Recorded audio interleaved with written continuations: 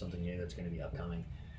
We've been working on our turbocharger kit for over a year. We've tried stock replacements that are built. We've tried different various manufacturers, and we've settled on the BorgWarners. So the B frame is what we're settling on, and this particular turbo is a 6758.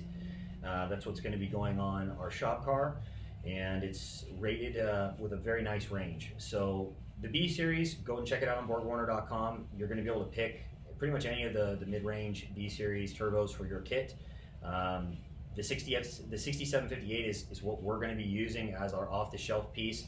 You're going to be able to touch the 1,000 horsepower level, no problem with bolt-ons. And this is a Gamma titanium rear wheel with a titanium aluminide front wheel, so it's going to respond just as fast, being that it's 2 times larger than the stock Journal turbo in our car. This turbocharger is going to respond very quick and give you really good power throughout the band all the way to redline. So we're looking forward to releasing this product here very shortly, and it's going to really complement your fuel system with the E85 and put you into that Lamborghini roasting area of power. So look forward to talking to you guys soon. If you have any questions, hit me up on Facebook, DM, or text me directly. I'm available 24/7. Thanks for watching.